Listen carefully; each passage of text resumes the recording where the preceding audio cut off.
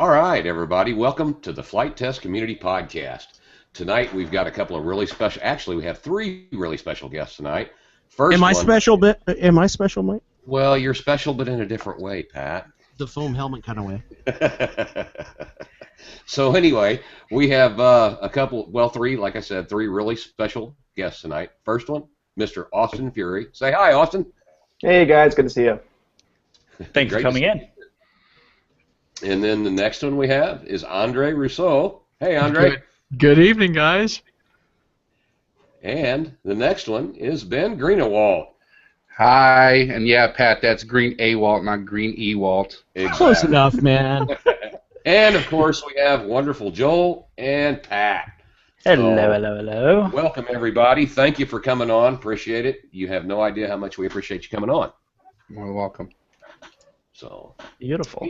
So, anyway, I guess we really want to start with kind of what we're doing tonight. Tonight is, for me anyway, really special because we're really going to talk about Flight Fest 2016. We want to talk a little bit about rules, safety, and setup and all that. So, Pat really did a great job of coming up with a lot of the questions we have. So I'd like to turn it over to Pat and let him start this thing out with some questions. Wait, that was unexpected. You called me off. I'm sitting here playing with a tail wheel. Well, pay attention. That's funny. Pat, do you mind if I make the announcement to give you some time? Hang on, I gotta pull up. Yeah, buy me some time, Joel. Yeah, I'm gonna give you some time to prep here. So I got a message recently from our friend Kevin Matusik. If you guys don't know who Kevin is responsible for that masterpiece of an airplane that I had built, that behemoth called the Raiden, not to be confused with the Radian. The Raiden is a design which is that forward swept wing canard. And he has informed me that him and his friend Todd Optional, both of them are frequents on the Crashcast, now the Angle of Attack podcast, and they wanted to let us know that they are actually going to be bringing along with them a CNC machine. So that CNC router they're going to be displaying, and they're going to be answering some Q&A that goes along with that. And if anyone is interested in bringing some foam board to them, they are allowing people to use the CNC machine to cut any plans of any airplane that they desire. So if they need any assistance, they can ask any questions to both Kevin and Todd. And I will say that I have contacted Kevin in the past about getting my own CNC, and he was really great about actually getting me the information, asking questions. Even asked if I lived in Ohio. He offered to have me come down to his house and see how he set it up and everything. So great resource, absolutely great resource. Yeah, I'm pretty excited to see those guys. Are we doing another podcast prior to Flight Fest? I don't believe so. Rats, because I was hoping to get them on. Oh, we may do a quick one or something. How's that? Oh, cool. Maybe a quick update, yeah. Otherwise, let's do it, because I would really like to talk to them about it. Sorry, we're doing behind the scenes stuff. Right? It's like that ever happens on the show. Squirrel! So Austin, if you haven't seen or heard our podcast before, basically we don't prepare, and we just wing it as we go. So don't mind us. I mean, if you're looking for professionalism, you're not going to find it here. Yeah, it's not here. That sounds very familiar. So yeah. Perfect. All right. So I came up with a list of questions or points to talk about in terms of Flight Fest, and I kind of wanted to take it from the perspective of somebody who hasn't been there before and doesn't really know what to expect when they arrive. So let's start with when somebody is driving up to Flight Fest, what do they expect to see? And how are they going to know where to go? How do they get to their site and all that stuff? Yeah, that's a great question. And if I may, before I get to that, I want to talk to you guys that Just that I'm really grateful and impressed with what you guys are doing here with the Flight Test Community Podcast. And I have caught a couple of them. I haven't listened to every single one, but really grateful for you guys to kind of, carry the torch and to make some really great audio content for the flight test community. And I know a lot of people are really, really enjoying it. So I just want to congratulate you guys on what you're doing and thank you for what you're doing as well. Well, thank Thank you. you, man. It's But yeah, to answer your question, actually there's going to be a brand new entrance at Flight Fest this year. So it's going to be a small change from previous years. That now people are going to be entering from the other side of the property, which is actually the east side of the property. As we kind of finalize pre-registrations and get the most people that we possibly can, before we send that email out, we're going to change all that information and send an email to everyone to let them know that the entrance has changed. It's not a huge change. It's just the other side of the property. But it's what that's going to enable us to do is going to enable us to have a couple of entrances and a couple of exits as opposed to just one, which is better for the property because it's less wear and tear, but it's also keeps us a little bit more organized. So there's going to be one main entrance, which will be very obvious and hard to miss. That is the check-in entrance. So if you haven't been to Flight Fest yet, this year, then you're going to enter through that entrance. And basically, there's going to be a pre-registered tent, side of the tent, and there's going to be a register now side of the tent. So if you're pre-registered, you'll walk up and you'll, basically just give them your name. That's all you need to give them, or bring your ticket with you if you have it printed out, and we'll get you checked in and on your way. And if you haven't registered, then there'll be actually a separate dedicated area for you to park and get out and go ahead and, if you haven't registered, if you haven't pre-registered, it takes a little bit longer to get checked in and get all your information down and everything and get settled up. But after that, you'll continue on to your camping spot. This will be some people that'll, direct you to where you'll be camping. And if you're just a day visitor, there'll be someone to assist you to the entrance. or you do it this way. Put it in your wallet. Yeah, Yes. absolutely. Yeah. That's the easy way to do it. Yes, sir. So we're hoping the onboarding process is it's a lot better than it's been in past years. We've had a pretty big flood of people, pretty long line Thursday morning. So we're doing everything we can to avoid that, including we're actually going to be opening registration on Wednesday afternoon and evening.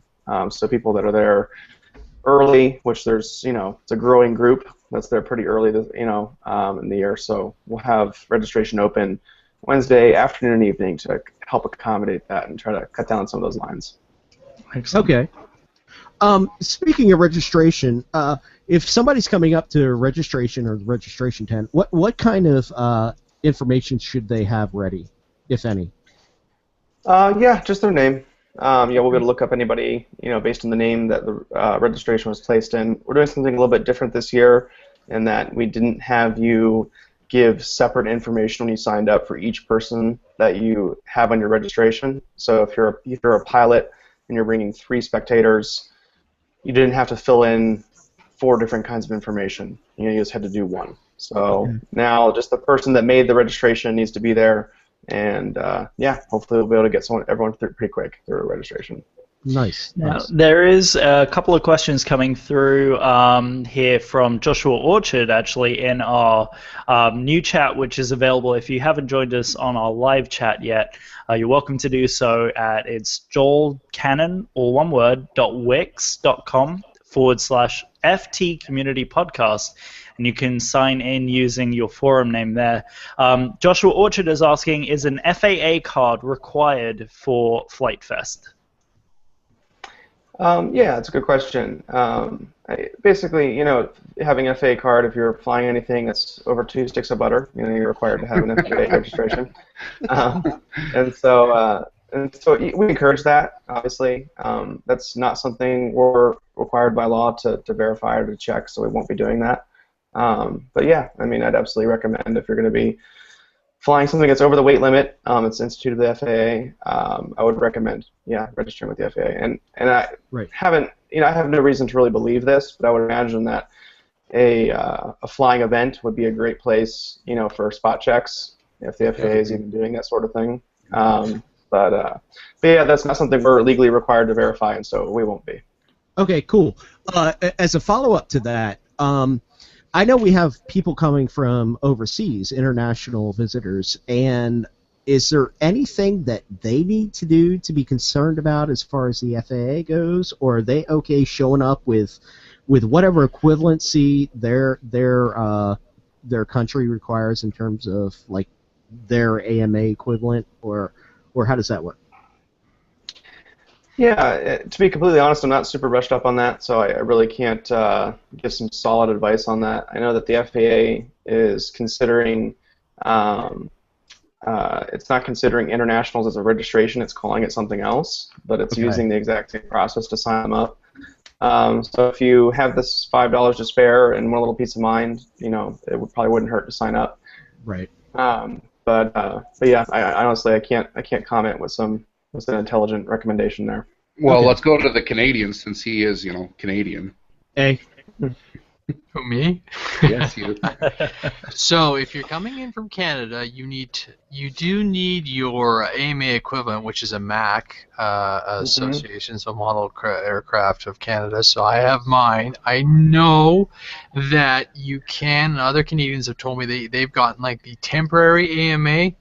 Because if they don't feel like registering with the MAC one, it's because the MAC membership is very expensive. Now, on the international end of it, for the FAA, last literature I read was something to the effect that you need to be sponsored by an American, because I can't log into the AMA, sorry, the MAC, sorry, the FAA. Wow, so many acronyms. I can't log into the website because it automatically recognizes I'm in Canada. So if you're really super, super concerned about it, you can get one of your buddies to get you a number. So they just do it under your name, their address, and register the $5. So that's that's the quick fix to that problem. Or you just let them fly with your number. Yes, exactly. Great. Any future questions regarding that can be directed to Andre. So. Hey, anybody international, come see me. You can fly under my number. I got no problem. Absolutely. Exactly. No problems. Problem solved. We're out here to have fun, so it's we'll make everything, all these mandates and requirements work as required, right? So Absolutely. Absolutely. Just remember, you can fly under mine unless it's illegal, then fly under Pat's. yeah, there you go. As long as you don't hurt anybody, I'm okay with that. Yeah. All right, fire away, guys. Come on, we got questions, All right? Yep. Let's go. Okay. Sorry, Pat. I'm like, okay, I've got all these questions here, but I'm like, Well, let's I mean- go with the You want to go with the registration, Pat? I'll pick up. Yeah, awesome. go for it. Thank you. All right. Ben. Hey, no problem. So we've already covered about the information that you're going to need. So if you got like a soft numbers right now, Austin, as far as the number of registrations versus last year? Yeah, actually, it was just this week we actually crossed the total pre-registrations that we had from last year. Wow. So we're about a month to go, less than a month to go, and I think we have about 725 pilots somewhere in there pre-registered. So That's fantastic. Yeah, that was our total pre-registered number from last year. So we're really excited about that number. Camping and spectators and all that is trending ahead of last year as well. So should be a big event. Fantastic. Question for you, Austin, as well. I did see on the website that there was something that had mentioned camping and where your camping space is. The earlier it was that you registered, the more preferred of the spot that you got. Could you elaborate on like how the camping areas work in terms of, like, say for example, I would like to camp next to Joshua Orchard. So how do I arrange to be next to him if I registered before he did? Yeah. So essentially, what we're doing is we're holding back what we're called camping zones. So when you show up to Flight Fest, there's going to be a bunch of colored lots. So there's going to be an orange lot and a green lot and a pink lot and so on and so forth. And in those lots are also designated either for RVs or for tents. And so the people that have signed up earlier for camping, as kind of a reward because pre-registrations are so helpful to us for preparing and for organizing the event. We're kind of rewarding those people that signed up earlier by assigning them to more preferred zones. So we're not breaking up anybody that planned on camping together or sharing resources or anything like that. Is that essentially, if you are one of the people that are designated as signing up a bit earlier, we're going to have a spot reserved for you in an area that we consider a preferred zone. And you can either decline that, you can go camp somewhere else, you can, basically we just need to know what you're planning on doing. But when you show up at the event, it'll be very obvious which zone is which. And also, we're not assigning specific spots within a zone. So if you have a preference for, being on a certain part of the property, but you're within your zone, you're welcome to claim that spot. So it won't be a perfect system, but it's just a way to reward a little bit the people that registered a little bit earlier than others. Nice. So let's say, Austin, that we've got a group of people that want to camp together, and a couple of people get there earlier than others in a day. Would they be able to cordon off a couple of sites for the other people, or is that not preferred? It really just depends. If it comes down to a dispute, we're gonna yield to the person that registered sooner. So I think it'll stay pretty friendly. I don't think there'll be really any need to iron out some hard and fast rules for that. But there's going to be a lot of space to camp, and just about every space on the property is going to be a great spot. So I don't anticipate really any issues like that. Cool. Go ahead, Pat. Sorry. I want to bring this up because for people who have been there the past 2 years, prior to this year, the entrance was your mom and dad's driveway, and from what I see, you guys want to get away from that, and that's perfectly understandable. So I just wanted to point out, people. I know you said the east entrance and all that, but I just want to point out that please know that if you're coming, you won't be entering on the Fury's driveway, and that makes sense because I know we've had to move a bunch of cars for your mom and dad and family to get in and out, and I just want to make sure people that point is driven home. Yeah, totally, and it wasn't necessarily it wasn't necessarily a decision from a standpoint of needing to get away from the driver or anything like that. Really, is what we're after is more entrances and more exits, and the east side of the property just allows us a lot more flexibility. So we've dug up a lot more property and have laid down some gravel and just done some nice things with the entrances down there and exits. So there's basically on the east side of the property, there's no neighborhood, so we don't have to worry about what we're digging up or what we're getting into over there. So the flexibility the other side of the property afforded us was really the motivation. The driveway was really no issue last year other than some congestion. But yeah, we just really wanted that flexibility. So.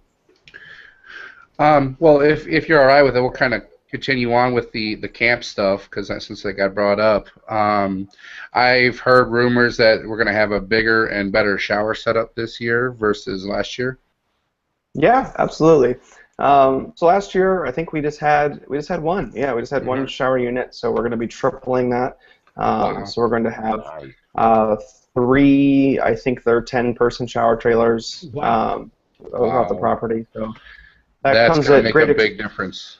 Yeah. Oh, no doubt. Yeah. So it comes at a pretty substantial expense, but I think that it's really going to be worth it. That's one of our number one. Not complaints. Nobody really complained about it, but it was just a suggestion a lot of people had was increasing that capacity. So, 4 days is a long time to not attend to hygiene. So, well, I might actually shower twice this year as opposed to the one time I did last year. We don't need to know that, Pat. I'm gonna hold you right there. Well, there'll be a few units to choose from. So, yeah, hopefully there's one near your campsite. So hopefully it'll be a little bit more convenient and easier for people this year. Speaking of facilities, sorry, Ben. No, go ahead. Just going to jump in here real quick on behalf of a couple of guys who are asking. In the live chat, we're getting some questions about how the grass is coming in the new area that you guys have, and what kind of grass they can expect just in terms of the type of landing gear that they are thinking of using for their aircraft. So what kind of grass is being groomed for the flight lines? Yeah, we planted about 2,000 pounds of grass seed, and it's unfortunately we haven't had ideal grass growing weather. We are getting that's coming in. We'll just have to see. Basically we were told 30 days to germinate, and we're about 5 to 10 days after that, and then basically we were told we were going to have about 6 inches of growth past that we would need to cut. So hopefully that's the case. But yeah, we're hoping for as stout of a root system as we can possibly get. As far as the runway goes, if there's not the grass that we hoped that would be there, there's some pretty neat nylon, like tarp type stuff that people use for runways that we'll be putting down a lot of that if we didn't get the grass that we hoped for. Oh, wow, nice. Wow. That would be fantastic. Even in a small area, that would be fantastic for models that have gear but small wheels, Yeah. And the general flight line, for sure, we'll be putting that down. But just based on how the grass comes in, that'll determine how much we put down. You mean not everybody's going to put Tundra wheels on their stuff like me? Well, there's always hand launching. That's going to be my thing. Well, if you want, because we'll just knock out all the camp stuff while we're kind of still on that. Yeah, please, go for it, yeah. And I'm assuming that we're still going to go like what we did last year, which Fred had me enforcing a lot because I violated it the first night. 10 o'clock generator time. Are we still doing that, Austin, this year? Yep, definitely. And really, it's it's kind of a mind your neighbor type thing. Some of the real small, just a few horse generators that are powering a few things. Those are so quiet. But yeah, it's just kind of a mind your neighbor type thing. Yeah. So if there's ever a dispute, that we're going to err on the side of let's keep it down. Yeah, exactly. And then are we going to be allowed to have more than one vehicle per site again this year?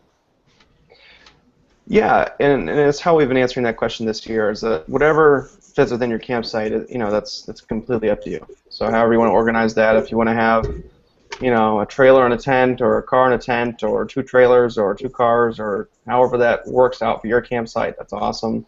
And the campsites on average are going to be for tents, 20 by 20 to 25 by 25, and that's a good size space. You can fit your vehicle, and you can fit your tent. Yeah. So I don't anticipate that really being an issue, and yeah, as long as your stuff fits within your spot, you're welcome to park whatever you'd like there. Excellent. Fantastic. Speaking of camping and some of the amenities that will be on site, are there any other amenities that you want to make people aware of so that they may be able to do a good job of planning for I don't know, food and beverage or different types of electrical equipment they may need, that type of thing? Yeah, I mean, obviously it's all primitive camping, so whether you're bringing battery backups or generators or coolers or whatever you need, it's all primitive camping. So we don't supply water or electricity or any of that. So most people are pretty familiar with that. We're going to have a lot more food vendors than we've had in the past. We're going to have about a dozen food vendors. Oh, wow. So there's going to be a big variety there, and we'll be pretty happy about that. Please tell me Mikey's Ice Cream Buddy is going to be there, though. I think so. Okay, Yeah. Oh, wait. good. The most important question is, are the Amish going to be there with those donuts? Because those were the best donuts ever. Actually, I just got a call from them a day or 2 ago. So yeah, they're going to be there. Yeah. Fantastic.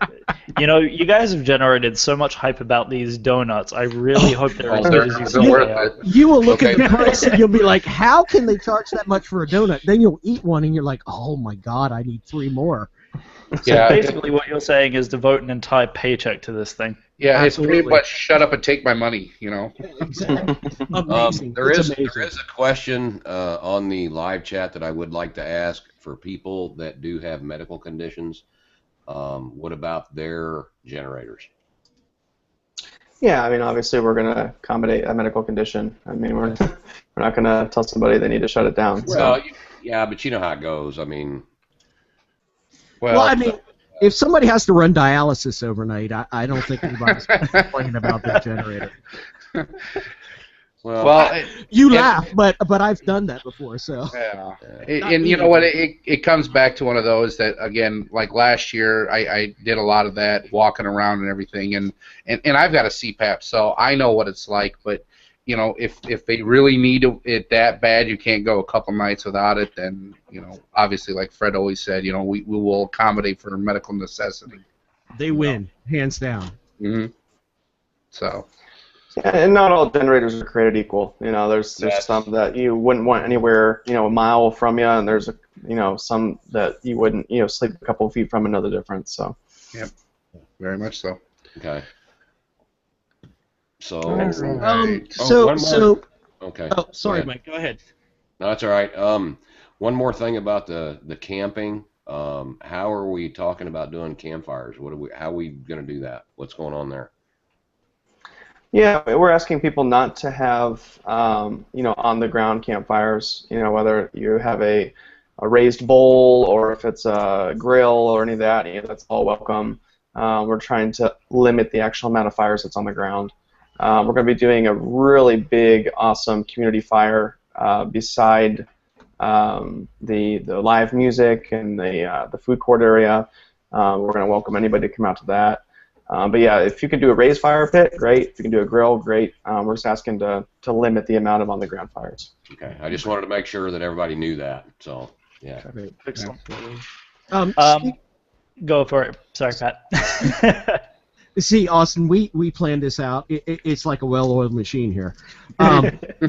So, speaking of vendors, what RC vendors have signed up so far?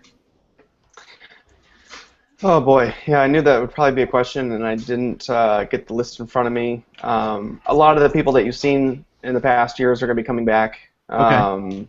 Buddy RC, Laser Toys, I believe Ready Made RC is going to be bringing quite a bit of stuff to sell. GetFPV will be there. Yeah, it's going to be a good group. So yeah, vendors you've seen in the past and more. Fantastic. Cool. Excellent. I know this is a big question kind of on everybody's mind, and in an event where vast majority of the time is being spent outdoors, and the event has been, well, I won't say plagued, because plagued is the wrong word, but let's just say that weather has been a factor in the event in both years. So what kind of weather contingencies have been planned for? Do you guys have, like, I know the build tents are obviously a huge part of taking care of the weather situation, but do we have any maybe simulators available? Is there going to be... Is it an hour already? Wait, no, it can't. No, it's only half an hour. Darth Vader showed up early today. I'll let someone else continue the question. Well, I think you got the gist of it, Austin. He was just alluding to is there any kind of contingency for weather this year? I mean, Yeah, like severe weather. Sure, yeah. I mean, a contingency, would be obviously not having an outdoor event. But yeah, unfortunately, that's just part of it. But yeah, I mean, one thing that we're going to be doing is on all of the high traffic areas. We're going to be whether the forecast is high and dry or scattered thunderstorms or whatever it is, we're going to be putting down straw in all the walkways and roadways.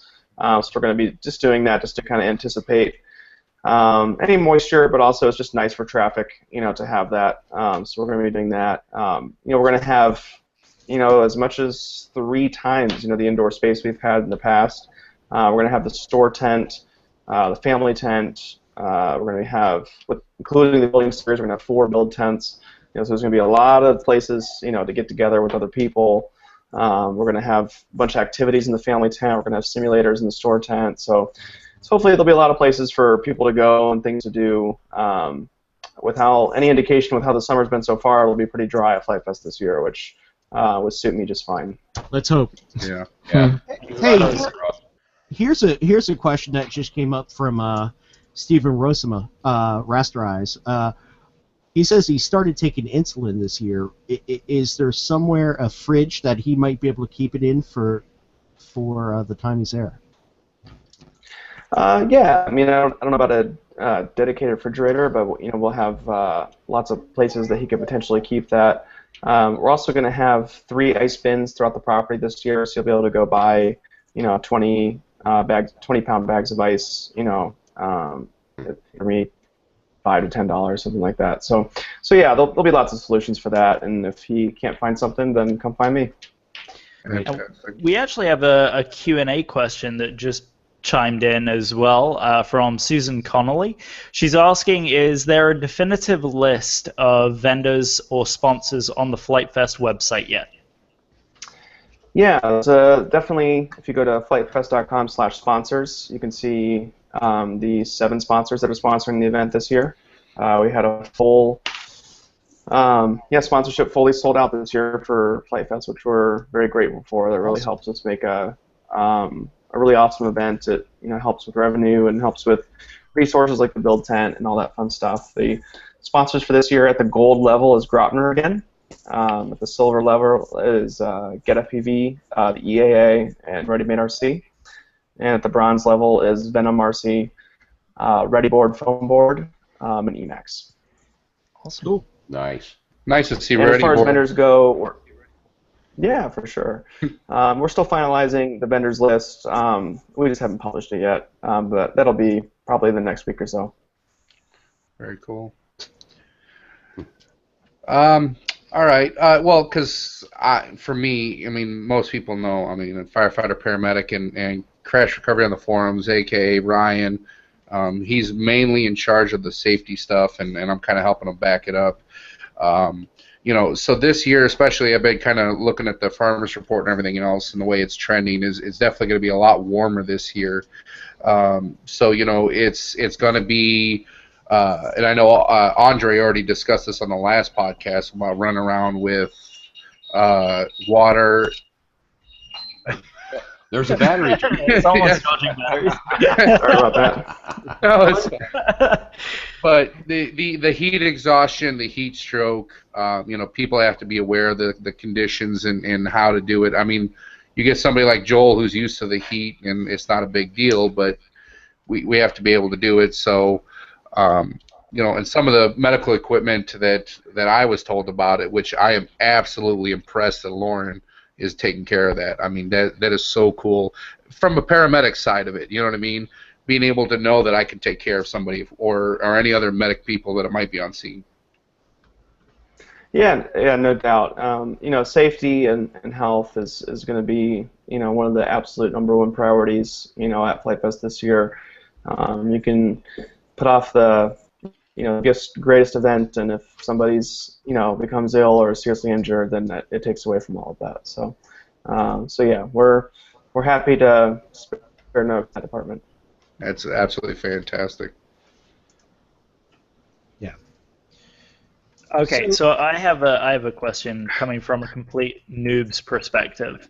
So as a complete noob, what are some of the things that I should expect not knowing anything about Flight Fest? What are your recommendations for someone who is coming in without knowing anything about the event? What should I bring? What do you recommend? Are there certain things that I'm going to want to see, etc.? Yeah, I mean, I think that really boils down to what your goals are for the event. If your goal is to meet a lot of awesome people, then you don't need to do much. You need to show up. If your goal is to fly a lot, then you're going to want to make sure that you're frequenting the charge station, that you're bringing everything that you want to fly and putting through as many batteries as you can. So yeah, I guess it just really depends on what you want to get out of the event. But one thing that we pride ourselves with Flight Fest is that it's a very beginner-friendly event. So there's really not a whole lot of information you got to arm yourself with. There's not a whole lot you got to be nervous about. There's going to be a lot of friendly people there to help you and help show you around and get you familiar with what you need to get familiar with. So yeah, I guess that's the short answer. Is that one thing that we're pretty proud of is that you don't have to prepare a whole lot to have a good time and show up at Flight Fest.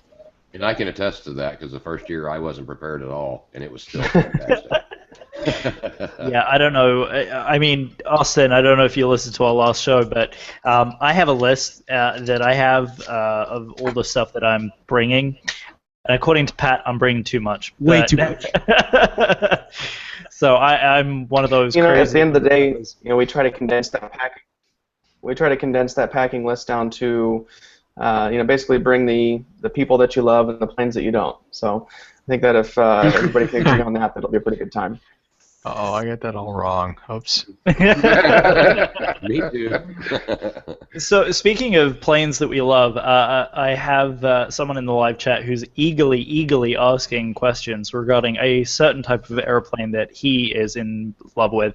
That would be Josh Finn and his DLGs. They are asking, along with Dan Cruz and some of the other big DLG pilots, if there is going to be a dedicated flight area that they can use for DLG launches, seeing as it's such a specific type of flight airplane. Yeah, that's not something that's on the map at the moment, but that wouldn't be hard. That wouldn't be hard to arrange at all. Austin, send them to the hill on the other side of the property. Make them go all the way out there, those freaks. Oh, all seriousness, that wouldn't be a bad spot if you're. I know, right? LGs. It's the one slope. We could slope soar over there. Yeah, just about. It's one of the bigger hills in Ohio. Exactly. So, in terms of scale, is there going to also be like transportation around the property? Like, I don't know what the scale is as well. So, would someone be able to walk like the entire length of the field and not wear themselves out? Yeah, the majority of the event central is going to be the center. Let's call it 1,000 feet of the event. The entire property is a half a mile long. It's very unlikely that you'd have to walk a half a mile to get anywhere. We're also going to have about a dozen golf carts ranging from 4 passengers to 10 passengers. That'll be, running a circuit around the event. So you're welcome to flag one of those people down and catch a ride, but I think most people will find that just about everything's in pretty comfortable walking distance. How many steps did you do last year? Yeah, a lot. I don't remember. That's a little bit of a unique case. I found that we got a few golf carts too few, so I did a lot of huffing around. And slinging straw bales. We had fun doing that. Oh, for sure. Austin, I have to ask, man. The first year had to be like the most stressful experience for you because this is new event. It's huge, probably beyond what you guys thought it would be, and it's on your family's property. I mean, my God, were you like having heart palpitations the whole time, or what? Yeah, you obviously, you have your apprehensions about the event, but honestly, my apprehensions weren't about myself or my family or anything. I was just, I know a lot of people that were spending their vacation time, their hard-earned money, their plane tickets, and all that fun stuff to get to Flight Fest. So any apprehension I had wasn't about anything other than I just wanted people to have the best possible experience. So as long as that people can have fun in spite of the struggles and in spite of the imperfections, then really that's what I consider a win. So. Well, from everybody I talked to, including my experience, it was just magical. Yeah, it's awesome. I mean, anybody who knows anything about flight test and is a fan of flight test should be there because it is a magical experience. Awesome, man. I appreciate that. Yeah, absolutely. I'm gonna bring this up just because I had talked to Mrs. Bixler a couple weeks ago about it. You wanna talk about the family tent because I know she's super excited about that right now, Austin. Yeah, the family tent's gonna be cool. It's gonna be a 40 by 40 tent. We're gonna have a ton of kind of unstructured activities and games and fun things to do there.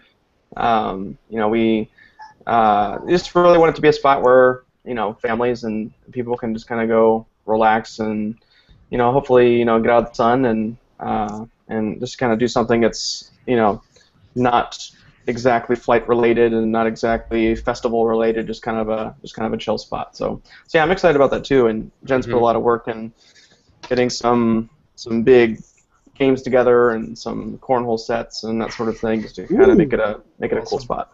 Awesome. Nice. That sounds fantastic. And for those of you that don't know what cornhole, they might also know what bags are. Yeah, wait. How do people not know what cornhole is? Somehow I feel that question was directed toward myself. Yeah. And I will let you know, I was in college and I did attend what do they call them? American football games. So yes, Ben, I do know what cornhole is. Hey, Joel. I had to ask, guys. I'm sorry, but the Canadian had to ask, what was a cornhole game? Just you know what bags is. Andre, you know what bags is, right? yes. Okay, it's the same thing. Yeah. And Joel, by the way, here in America, we don't say American football, we just say football. Well, because what my definition of football is soccer. Yeah, Yeah. So, We have men's football over here. exactly. Listen, I'm a rugby player, so just bear that in mind. I may be Bring small. I played 3 years. Somebody needs to bring a football/rugby ball to. I will happily bring my rugby ball. Okay, Absolutely. So, Austin, to kind of go along with the family tent, I know you guys have got the live music, which actually I'm really excited about this year. Yeah. Being able to just relax around with your friends and stuff. And then the bonfires up by your parents' houses. Is there any other nightly activities that you guys have kind of in mind or trying to plan out right now? Yeah, I mean, in addition to that, the build tents, will be going, they're open pretty much always. So people are welcome to hang out there and build stuff and do whatever they like there. We're hoping to have some night FPV flying, and obviously just general night flying. So yeah, I think that for the night owls, there'll be plenty to do there. Fantastic. Oh, there was a question earlier. I don't know if we hit it or not from Dan Sponholes, and he was asking about fixed wing FPV racing. Did we ask that question? No, I was going to ask that later because I'm really hoping to do aero FPV racing.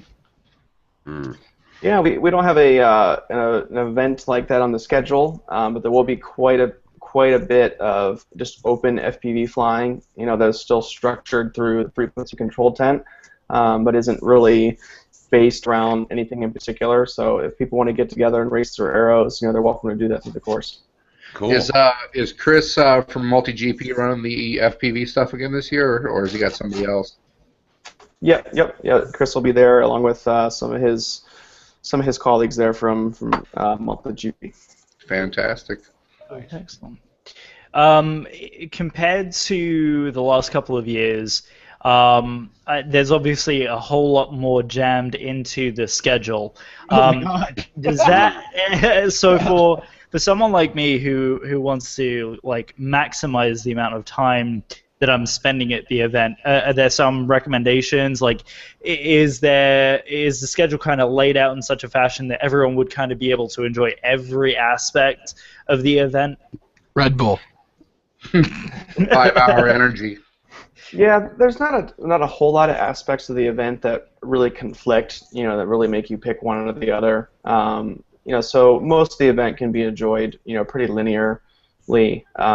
And mostly is what we did for the schedule is just made it so people that are a little bit more schedule oriented and really wanting to get the most out of the event are able to do that. So and a lot of the things that are on the schedule this year, actually occurred last year, that just weren't really planned, weren't really scheduled. So hopefully, people can use the schedule to do just that, which is, get the most that they want to get out of the event.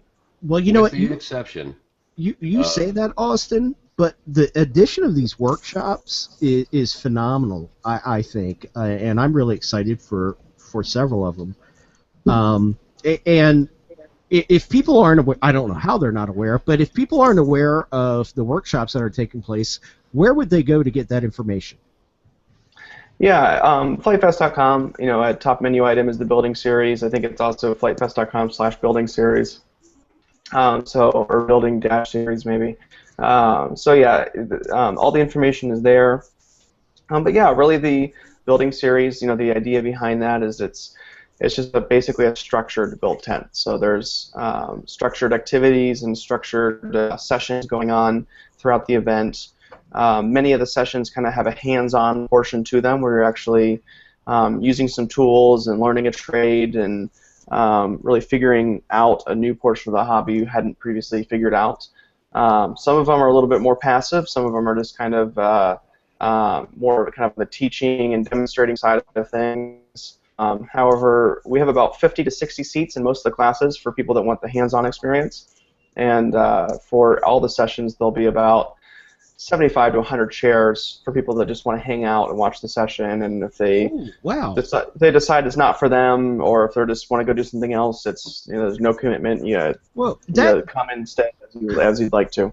I got it, dude. That is fantastic of you guys because these things have a registration fee, and so you're allowing people just to come in and kind of take in what's happening for nothing. Oh yeah, absolutely, yeah. So so what the paid registration is for is just for the hands-on portion of that. And so for many of the hands-on portions, there's actually tools you take home with you or materials you take home with you. But there's absolutely observation seats for people that maybe they weren't sure they were going to be there that day, or they just didn't really have the money to do that. You're welcome just to sit there and enjoy the session and come and go as you please. Yeah, because I've been wondering, okay, so if I sneak into the back of the tent and just watch, am I going to get in trouble? So you will. Hush, Mike. That was Andre, but sure. I saw what you typed, Mike.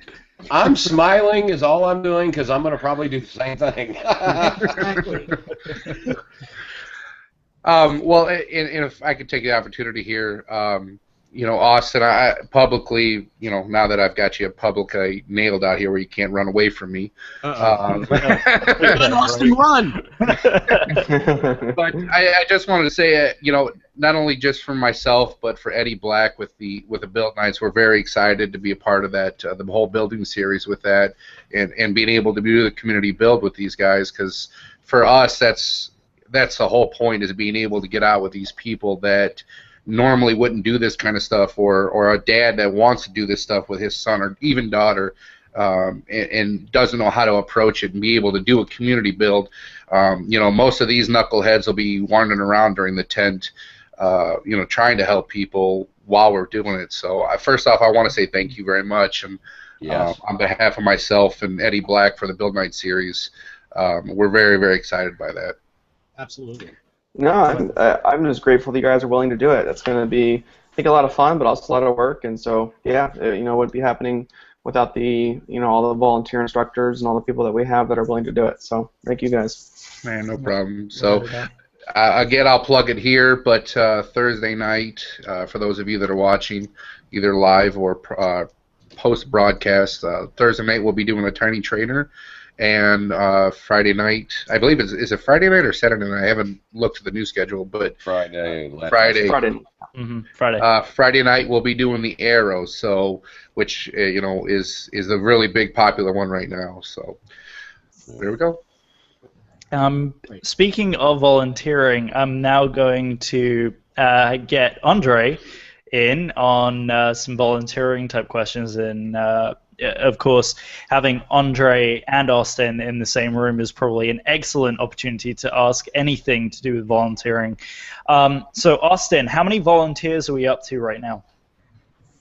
Well, I'm going to say that Andre is way more in touch with that than I am, as he's completely heading that up, and he's updated me, and I'm well aware, but I'll let him do the honors there. And actually, I'm just going to excuse myself for one moment, so while he's explaining that, I'll be right back, guys. Yep, absolutely. Go for it. So you want to know how many volunteers we have? Yes. As of Friday night, or while we're recording this, I'm at about 150 volunteers. That's Fantastic. absolutely fantastic. Man. Right on. Yeah, that's awesome. Big round of applause. And I still have holes, and I still have pockets to fill. So we're still going to be actively recruiting, and I'm still very hard stat pushing for only 2 shifts per people, and that is why we have 150 people listed. We've all done it. There's a good hardcore group of people who worked the entire weekend as a volunteer. We had fun doing it, but boy, do we run ourselves into the ground. So this year, my goal is to limit the shifts, and in all cases, I try and do 2 opposing days, no back-to-back shifts. So it's a great theory. Will it work? I've got my fingers crossed. I think the biggest thing I'll be telling all the volunteers when we have that first meeting is be punctual, talk to your co-replacement, and things should run really smoothly. What I haven't pushed yet hard for yet is like crew shifts and stuff like that. The sub leaders and I think those people will come out of the woodworks as we get closer to it, and we will identify and obviously adjust as the weekend goes on. But I think we just have these manpower, these people in place, and lots of communication. So myself, I think I'm going to be extremely active driving around, checking everybody. But I think a lot of these. A lot of the people that are volunteering are ex-volunteers from previous years as well, so there's going to be a lot of knowledge there. So. Cool. And I don't know if you've touched on it, but some of the greatest volunteers I saw last year were actually the kids themselves. Yes, actually, we've got quite a lot. I get a lot of kind of parents asking me, is there an age limit? And I'm like, basically, one of the biggest things when we look at a position and we overfill, that we oversubscribe as far as the numbers that we suspect we need in the position. So no one will ever be working alone throughout this journey. So that's pretty cool that we have that kind of capacity. But 150 people, and we've still got a month to go. So it was really wicked. The guys, the flight test put out a note last week, and over the weekend I had like 10 to 12 new volunteers go in, so I still have to put out I'll put out an update later on this week, and I will be attempting to put out a preliminary work list, but it's a very fluid thing as I adjust for people.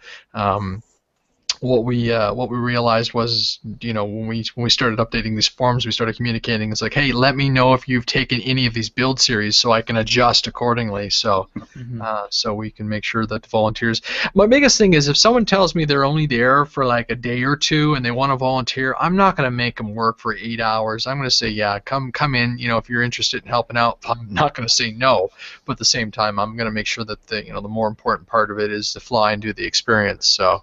I want people to enjoy the event, so that's also our push for only 2 shifts. Now, if you want to do extra shifts, I'm not going to say no either.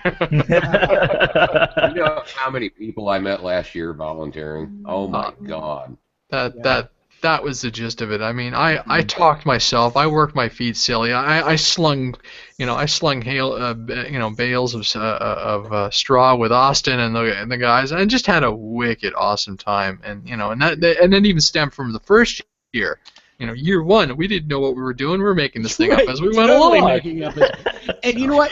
Here's something that I want to say, that from a volunteer standpoint, and I learned this from running registration the first year. If there is a decision to be made, and it's not of monumental consequence, like it's not going to cost Flight Fest hundreds of thousands of dollars or even hundreds of dollars, just make a decision based on your best, your best word that I can't think of. Sense. Anyway, yeah, use your common sense, best judgment. You don't need to contact Austin. You certainly don't need to contact Austin for everything. You don't need to contact Andre for everything. In the end, if you do something that diffuses a situation that is getting a little tense, or there's somebody who needs a little bit of help, and you just make that situation calm and go away, that's the best thing you can do. Yeah. Speaking of the volunteers, Patrick, I'm going to go ahead and highlight what you're currently wearing. So Patrick is donning a bright orange shirt, And to my understanding, the bright orange shirt is significant to the event because, well, that's everyone who is volunteering. So in the event, and correct me if I'm wrong, if anyone is donning the orange shirt, feel free to go up to them and ask them any kind of questions, help, or if you need directions anywhere. I am sure anyone in an orange shirt is prepared to assist you. Yep, that's correct. Yep. And I got to be honest, the first year, Flight Fest 2014, my favorite part about the whole thing was when I'm walking around in the orange volunteer shirt, I was meeting people constantly. And if you guys don't know me, I've got a little bit of an ADD issue. No. Like, being able to, like, almost every moment take on a new question, or almost like you can't walk 20 feet without somebody asking you something, and then to be able to go and do something and help those people out. It was such an amazing experience for me. That was the best memory for me out of the first Flight Fest. Yep. That's awesome to hear. Excellent. Let's get back to some of the other Q&A stuff, and also some other big events, because I know Mike and I have been following up on the live chat, and I know we've been getting some requests from people to mention a certain other event that is occurring at the at Flight Fest this year. So before we get there, let's talk about you guys, Austin, and Josh, and all the big guys that are flight test. The celebrities. Literally the celebrities. So if someone wants to come up to you and shake your hand, is that okay? Like, we obviously want to respect your space as well, but what's your kind of take on everyone who wants to kind of meet and greet with you guys? What's the best way of approaching you if no one has met you before? Yeah, I mean, obviously none of us are even remotely celebrities, but if you want to come up and say hi and spend some time with us and chat with us, I mean, that's literally the only reason that we're there, is to meet with people and to talk with people and to spend time with people. So, if you're on the fence about, saying hi to, Josh, or to Peter, or to Alex, or to myself, or to anybody that's working in the store, or is working in the registration tent, or people that are just the Flight Test isn't just the couple of people that you see on the show regularly.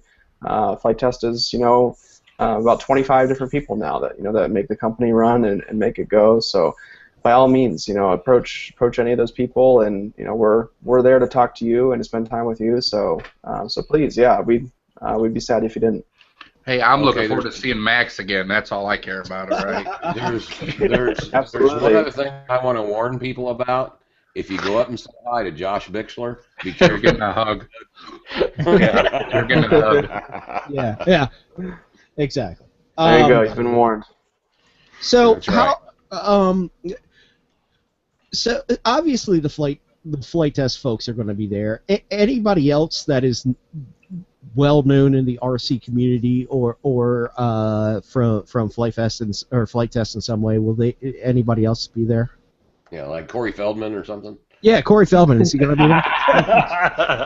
Seriously doubt that, but he's more than welcome. But yeah, I mean, you'll recognize. I mean, Flight Test is, it's only its third year here, but it's it's becoming a pretty well-known event in the RC community, which I don't think it was its first couple of years.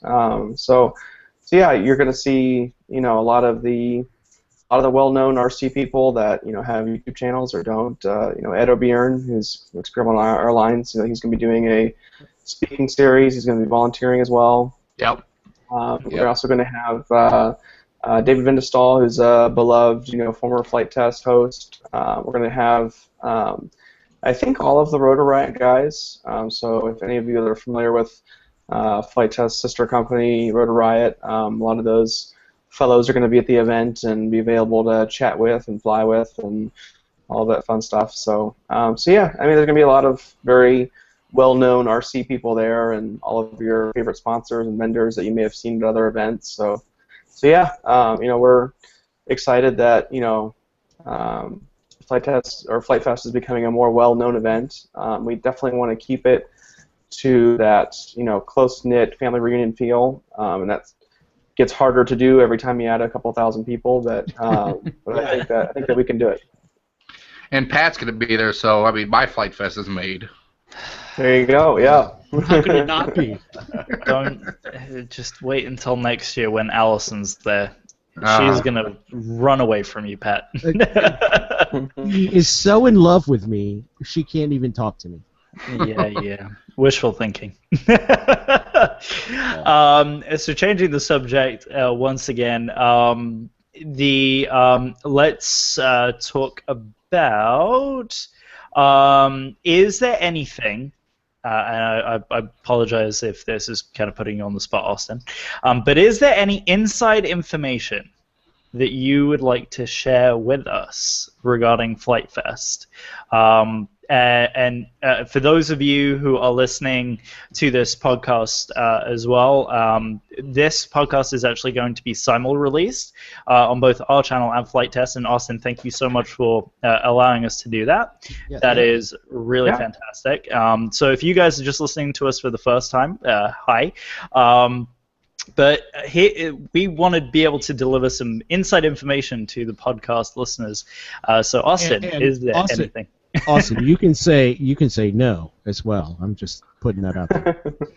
No, I'm definitely prepared to not comment. But I'm happy to divulge some insider information if I can. I think that most people will be excited to hear.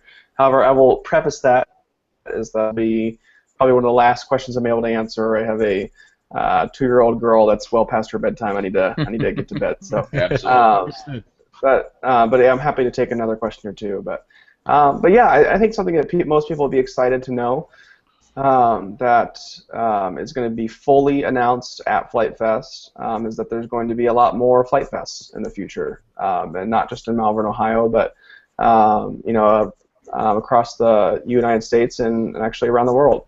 So there's going to be a lot of Flight Fest launching in 2017 and actually in 2016 as well. There's going to be more than one Flight Fest. So I can't release a whole lot of more details than that, but I think it's one thing that we hear is a little bit of disappointment.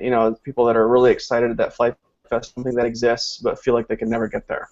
We understand that not everybody has the vacation time, not everybody has the the spare funds, not everybody has the plane ticket to get to Flight Fest, and so those are the people that we want to bring Flight Fest to. And so I think that there's a not so distant future where you'll see as many as a half a dozen Flight Fest events in any given year, and I think that's something that's really exciting. Fantastic. Cool. That's excellent. So how's that for an inside scoop? How'd I do? It works. That's pretty excellent. Do you guys have any other questions? I mean, I'm sure we could go on and on, but Austin, if you have to tend to your kids, man, go Absolutely. please. Mm-hmm. Yeah, there was one more question that was sent to me ahead of time that I'd like to address, and that was kind of in regards to one thing that's pretty important to people when they're going to a first-time event of any kind is kind of knowing the etiquette of being there, and kind of what is expected of them. And that's something, quite frankly, that we've done a pretty poor job of in the past. Is just really, making etiquette clear and helping people understand that in a friendly and accessible way. So, one question I got was about flight lines, and are we going to have flight line rules? Or there's going to be enforced, etc. And the answer is yes. At each flight line this year, we are going to have some rules posted, and they're pretty basic rules. It's going to be things like, we highly encourage people to find a spotter, to help keep an eye out for their own safety and for other people's safety while they're flying. We're going to have something pretty neat this year, which is basically each flight line we're going to have a, kind of a shaded picnic table that's basically a spotter hangout. So nice. If you're willing to be a spotter and you got some free time, you're not doing much, go hang out at that picnic table and have some fun conversations while you're there. And if somebody, is either at the event by themselves or just didn't have their buddy with them at that moment, be able to just grab somebody from the spotter table. Nice. Very cool. Yeah, I think that'll be a fun little feature. Obviously, we're going to be designating a little bit more heavily this year that spectators must remain behind the flight line. The flight line is for people that have a transmitter in their hands and are going to be flying something, in the next couple of minutes or just finished. Flying is only permitted in designated flight areas. We're asking that people absolutely do not fly over campsites or spectator areas. And there really wasn't much of that in the past, but it's just something that, again, if the expectation isn't clear, then we can't really fault people for breaking that rule. Oh, trust me. Last year. Oh, I'm sorry. Go ahead. No, please. No, I was just gonna say. I mean, as these guys like to tease me about, especially Eddie Black, I got labeled as that guy because me and Asbjorn were in charge of the flight line, and it was literally I'd be walking down and be like, "You can't do that. Please come back over here." Just walking down and go out. Hey, please, sir, can you please bring your plane back on this side? Please, if you're not going to fly, please step behind it. You know what I mean? So I was always Eddie was nonstop while I was there. I was, oh, hey, look, it's that guy. Everybody hates that guy. So yeah, I know what you're talking about.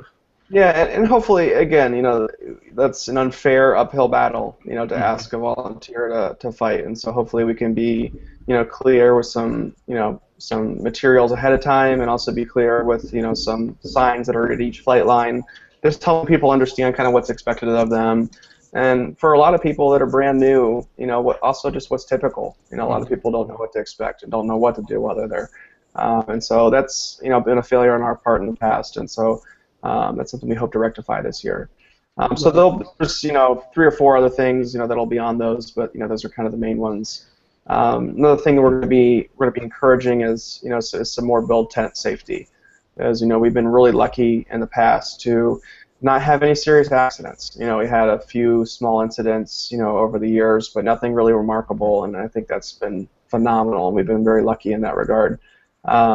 Just having some simple rules and some signs in place in the build tents, that just kind of help make it a safe experience for everybody. And so yeah, I think that's going to be a big improvement this year. Austin, can I make a recommendation for something you really need to keep your eye out for this year? Yeah, sure.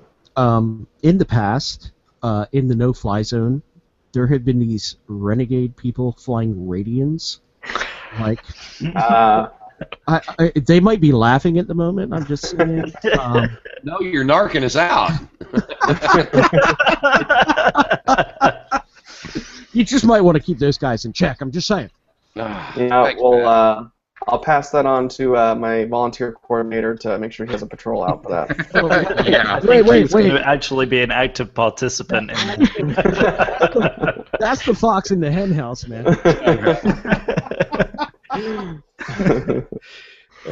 Good stuff. Real quick, I just wanted to say, Austin, thank you so much for taking the time and joining us this evening. We're going to stick around for a little bit longer and just take care of some last-minute business between all of the hosts here, including Ben and Andre. But thank you so very much for your time, and I know that Mike and Pat are about to echo the same thing. We really appreciate you coming on. We can't wait to see you guys down there. And to all of those regular Flight Test podcast listeners, we can't wait to meet you guys as well and bring you on board to the Flight Test Community podcast train. Yeah, guys, absolutely. Welcome everybody into the community. Oh, no doubt about that. Well, I want to thank you guys for having me, and yeah, it's been great speaking with you guys, and I look forward to seeing you guys in just a little under a month here. Yep. Thank you, Austin. Ready, and again, Austin, thanks so much for coming on. Thank you, sir, very much. Appreciated. So, thanks. We look forward to seeing you. Go take care of that daughter of yours, man. All right. And happy Father's Day too, by the way. Yep. Oh, thank you. Yeah, thank you. Same to all you fathers out there. Thank you. Yep, absolutely. Happy Father's Day. Take care, Austin. Thanks, buddy. Take care, guys. Good night. Night. All right. And Wow, that was so fantastic. we continue. So again, guys who are regularly listening to the Flight Test Community Podcast, thank you so much for continuing to listen to the show. A lot of you probably turned off by now. Yeah. You know, as soon as Austin's Austin, gone, I'm out. Austin's gone, everyone's out, right? Exactly. So I'm gonna if watch you these if you would guys. like to continue while we continue our little renegade show here, I think now would probably be a great opportunity to talk about some of the things specifically going on within the Flight Test Community Podcast as well. I know, Ben, we want to bring up the gaggle, so that will be Yes. a topic. Yeah. Andre, let's jump back to you real quick. And let's just talk about some of the expectations for volunteers. I know we kind of briefly touched on the timeliness of getting to your shifts on time. Have you guys got a procedure in place as to how the shift transitions are occurring, what the expectation is of each individual position? And also, I know this is a lot of questions at once, so I'll save my last question and write it down. Yeah, and how you hand over the nuclear launch codes and the keys. Oh, sorry. Wow, Yeah, wow. dead silence. I'll keep the keys on me, I guess. So yeah, I'm expecting at least there's going to be a couple of procedures. So I'll run through a couple of things we're doing differently this year. So we are going to actually have a sign-in sheet.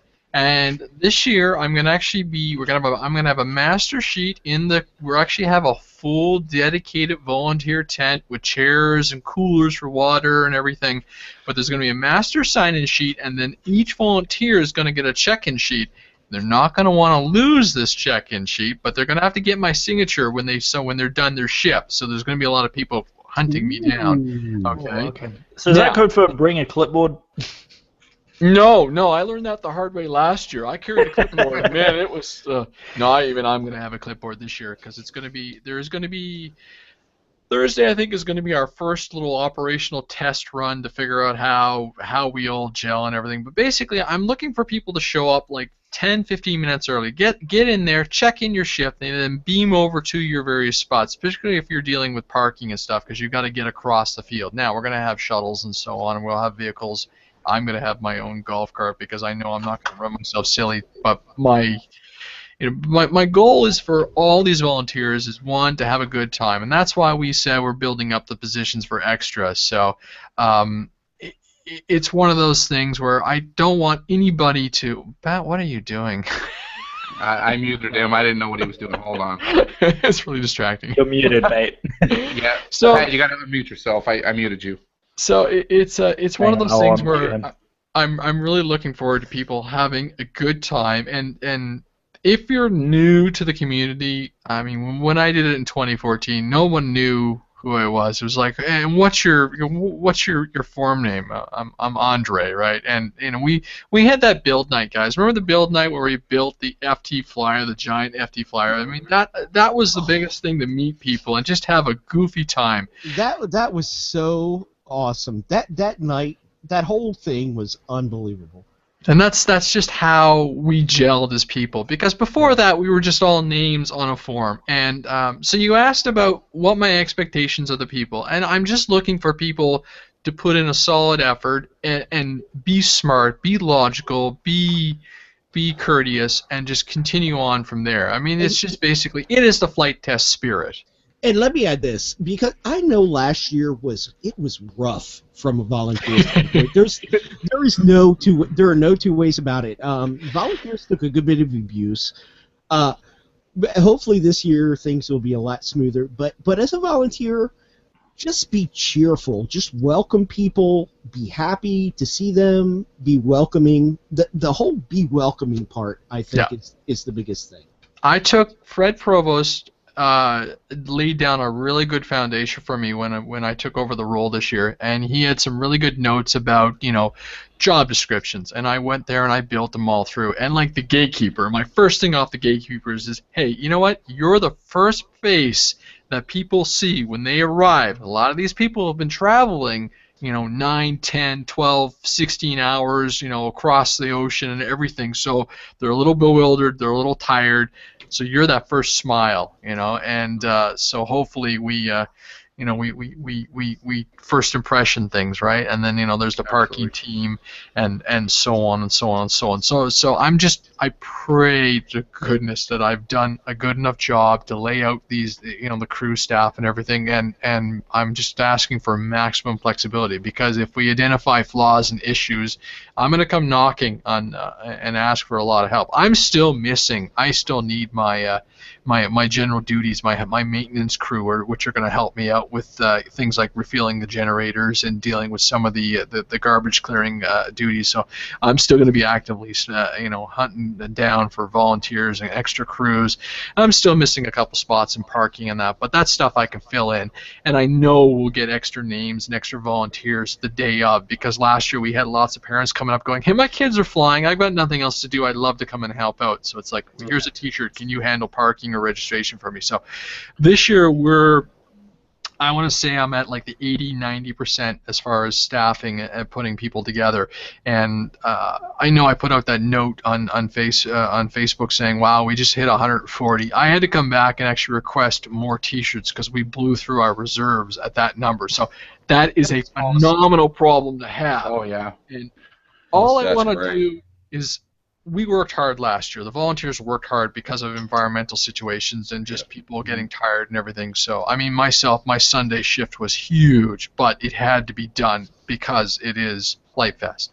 And so this year I'm really pushing, and I want the people to have a good time. I want you to make sure you get out flying. I don't want you to sit there and go, my goodness, I took my vacation time and I just worked. So if everything goes as planned, everything two shifts, and it should be perfect. So, so yes, I have job descriptions for everybody, and my expectations are basically, be happy, be useful, and be courteous, and answer questions when you can. If you're not, direct them off to someone who can. And there's enough of us with radio communications, there's enough water, and it's just, and keep yourself hydrated. Pay attention to your conditions too, especially the parking crews. I know I sound pro parking crew, but that's what I wrapped up and did for the last 2 years. And those boys work hard. It's hot. It's a lot of ground pounding and everything. Bring good shoes. Yeah. So. And not only that, but God bless that man's heart, but I don't want to see John Fury on his gator or a side-by-side or whatever you want to call it, you know what I mean, doing garbage and But you're going to do that because that's what he's going to do. Yeah,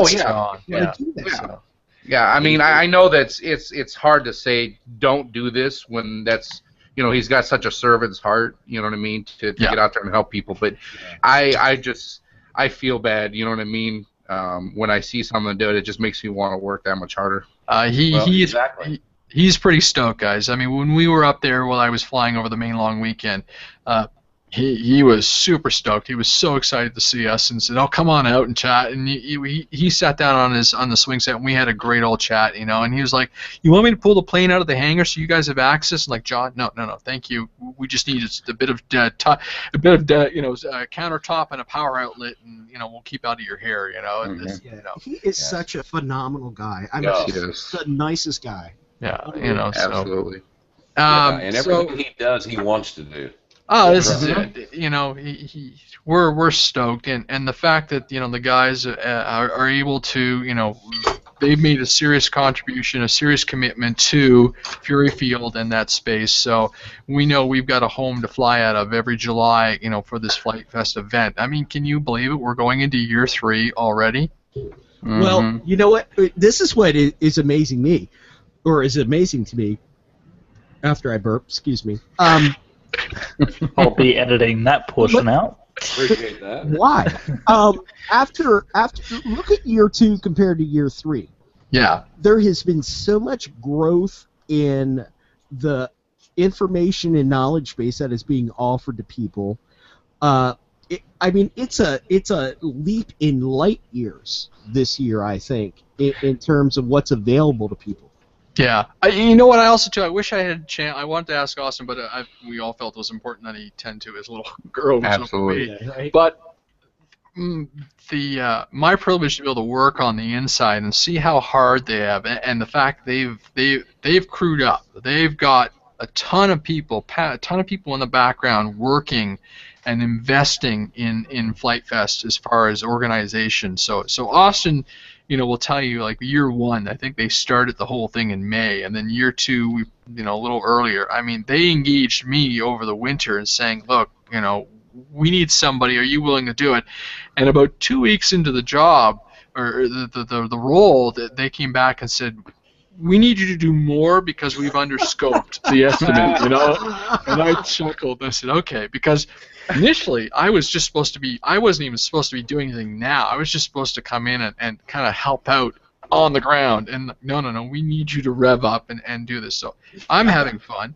It's pushing me to a new level of, just I can't even find the word for it, but just organization and just preparing and everything. So, like I said, in video production, they use the terminology. The more work we do up front, the better the production goes. So we're working hard, and I know the work up before is going to start even being more consuming and everything. But the more I lay down ahead of time, the better we're going to be at the event. Now. Mm-hmm. And your James's Boy Scout troop is gonna either love you or hate you because you're gonna bring all those organizational skills over and. I have a horrible confession. They actually were supposed. They have a camp the exact same weekend, and when they found out I was unavailable, they were not happy. I'm sorry, I made a commitment, and I made a commitment a while ago, and I'm as much as I love the whole Boy Scout or Cub Scout leading. This event means enough for me. There's some serious back history. I mean, this is how I met the after-hour crews. I mean, we just goofed around initially, Twitter conversations back and forth. Yeah. And 2014 was a pretty hard summer for me. I was pretty banged up after my car crash.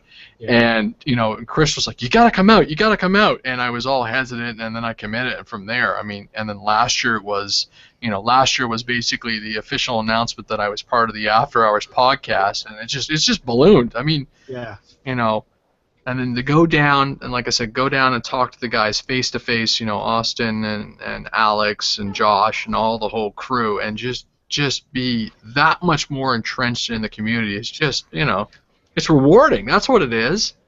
Mm-hmm. Yeah, and that's why I know I'm speaking for Mike when I say this.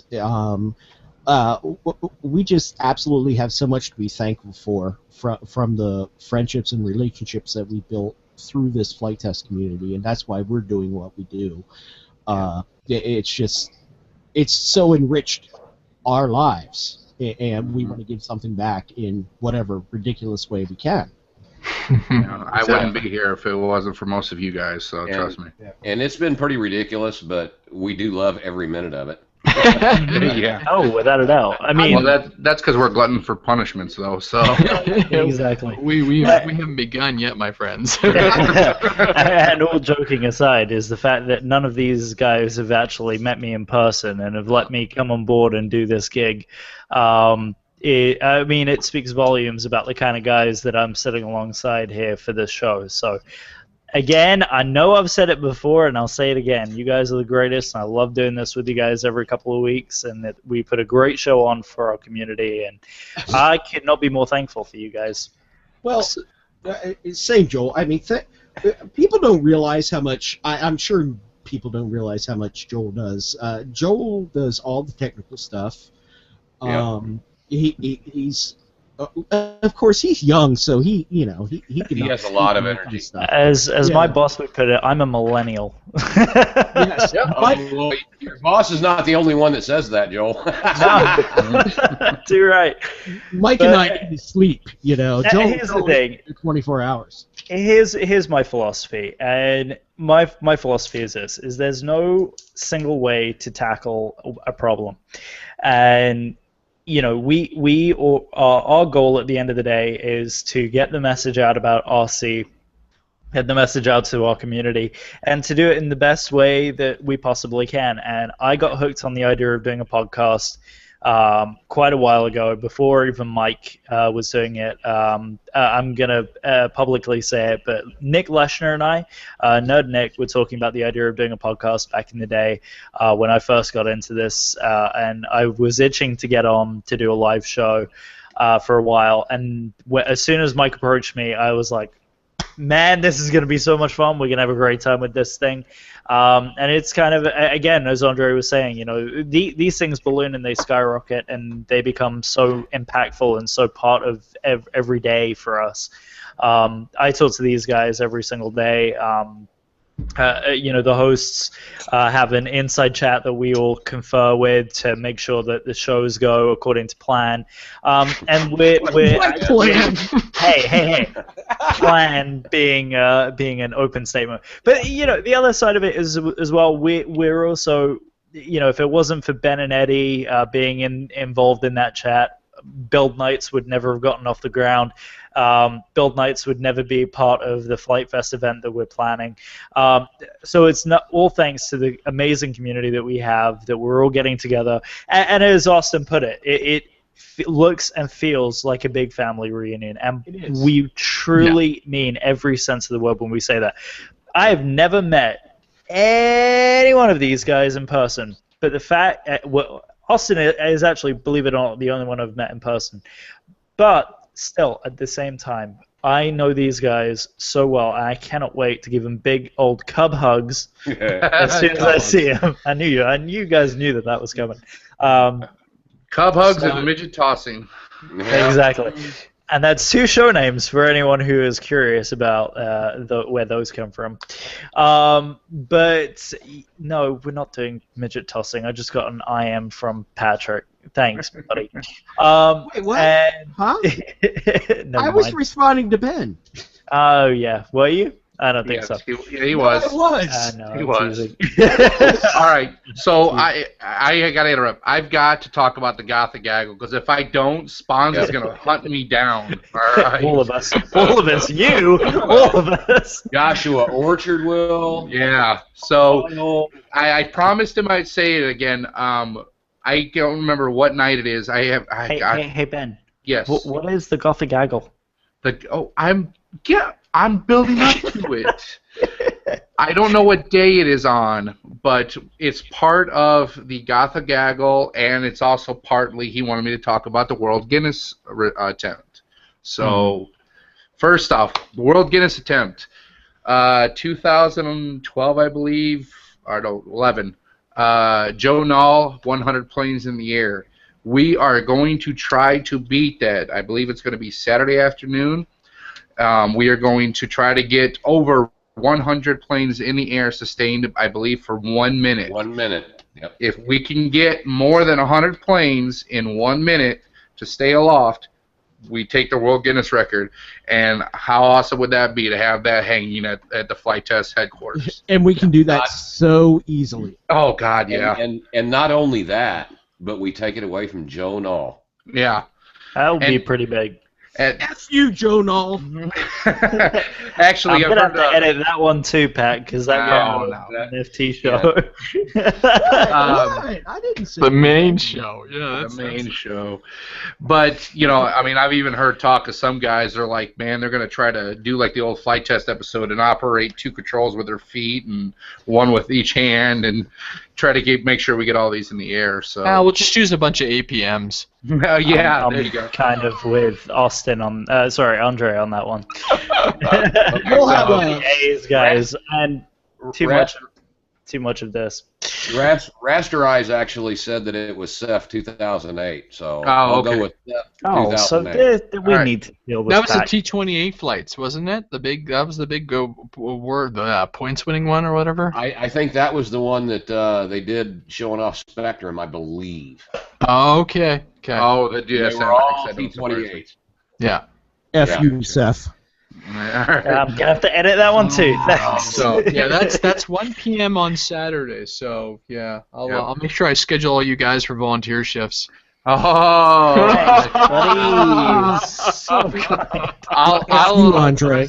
Yeah, I will address you later on that one, sir. But Yeah, really. the other thing, the Gothic Gaggle and the Dawn Patrol. I know we've talked about it. Pat just built a very lovely baby Baron for us last weekend. Which he bled all over. You know, not all over. It's just it's got character now. Okay. There's the blood right there.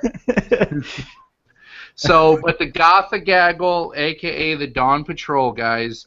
In case you guys haven't seen it, go on Joshua Orchard's Facebook. I know he has some pictures of it. It's beautiful. He's already got this thing dialed in, flying. It is. I love that plane. I mean, it's absolutely beautiful. So, for people that haven't seen it, it is a World War I Gotha bomber. All made out of Dollar Tree foam board and with a bomb truck. Yeah, covered with the lozenge. What is it? Camo pattern. Camo pattern. God, I can spit that out. Yeah. And, so, sorry. Go ahead. Go ahead, buddy. Go ahead. No, I just Rasterize just sent me a message too about it. He is still cranking out customized skins for people as fast as possible. Oh, you dude! I tell you what, we all need to chip in and buy that guy something. I mean, Amen I think to that. he's up to like 45 or 50 planes. I don't have the live chat up, so Rasterize, let us know how many planes you're up to now. But he's still taking requests. He's still trying to crank these out as fast as possible, and they're absolutely awesome. You guys just saw the one that Pat held up. 50 plus. 50 plus, yeah. I was just Fantastic. gonna say. So, we're really, really trying to stress that we want to get it at as many as we can. And I know I can speak for myself, and this is probably one of the few times I'll be aligning with Joel, but get some more baby Brits in the air. Please. Oh for my the God, we're love of all things holy. How many If- Barons? It, What's the don't ratio? even, don't, we're I not think going to it's talk like about 2 to 1 Barons. right now. I think Hey, it's like hey. 2 to 1. Ben, what we're going to do is this. We're going to now say, Rasterize, Steven, this is directly to you, buddy, because I know you're watching this live. Refuse anyone else who wants to build a Baron. Yeah. Just accept Brits. This is coming from the little Brit, proved by Dan Sponholz, by the way. Only accept the plans for custom Brits. Okay? Custom That's Brits. that is And custom Brits. I think that could be a show topic name. Oh, or show very name. nice. there is another person that's chiming in, Mr. Dan Sponholz. Okay. And he is saying Sponsolds. Spons. Yeah, let me say it like Pat. Sponholz. Anyway, he's saying there's a really good chance that the Gotha participants just maybe, and I mean this is a maybe, no promises, but they may be in a flight test episode. Oh, that'd be cool. They're doing flight test episodes with everybody these days. Yeah. Steven just chimed in and said he thinks it's about 50-50 with about 25 Barons and 25 Brits. I beg to differ. It looks But yeah, so there you go, Dan. There you go, Steven, aka Rasterize. I made sure to plug it, so please leave me alone. Also, Adam Drain, I think that's Adam Drain, if I'm not mistaken. Adam Drain, Adam Drain just piped in on our live chat to say, if you haven't already, we highly encourage you to purchase goggles for the Gotha Gaggle. And what we mean by that is if you go on eBay or you go on to Amazon, you can purchase what, Ben, if you could bring up both Mike and Pat, these beautiful examples of these World War II style. Let's not use beautiful with Patrick. No, I'm not calling them beautiful. I'm calling the aviator goggles beautiful. Thanks. That we needed to see that. If you guys wouldn't mind, if you are up for it, they're like what, $8, guys, for the costume set? Like $8.50, I think. It's not expensive. Yeah. So get yourself a pair of the Aviator World War I style goggles. And, we will be wearing them for the gaggle. I have to publicly thank Ben Greenaway for my pair. Thank you, Ben. You're awesome. No problem, buddy. And there's different styles. You don't have to go with this. I got with like, I'm not even going to comment on that one, Pat. That's my Stevie Wonder impression. There's here I am making little goggle symbols with my hands like I'm a kid. What the hell? Anyway. Yeah, SpaghettiOs. Anyway, there's different, like here, Joel, pull yours up. You got yours near you? Oh, my owner upstairs with the dog. Sorry. Okay, Go but for it, anyway, No, I'm at work, so I don't have mine. But there are different styles out there, guys. You don't have to go with the standard one if you want to be unique and different. I actually, when I searched for mine, I put in steampunk goggles, and they got different kind of stuff. Yeah. No, anything of that nature, again, they're all costume. They're not designed to be used in real flying situations. Well, actually, the lenses work really well for sun. And I have to say this, if you're someone who has money to spend, you can get yourself a pair of authentic flying goggles from World War I or World War II, and whatever nation you choose in those conflicts. They're on eBay. Go check them out. They're actually pretty affordable. I was looking at a pair for myself before my camper decided to start peeing. Oh God. So anyway, but they're pretty affordable, depending on how rare and authentic you get. World War I's obviously more expensive, but World War II goggles I was finding for $30, $40. So. Perfect. That's cool. I just made a Stonehenge out of my used X-Acto blades. That's nice. Squirrel? I got a quick one because I think we're going to start wrapping up here pretty quick. Yeah. Andre, is there anything else that you want to discuss? Well, Joel, there was that one other question. I don't know if you got to it. Otherwise, for me,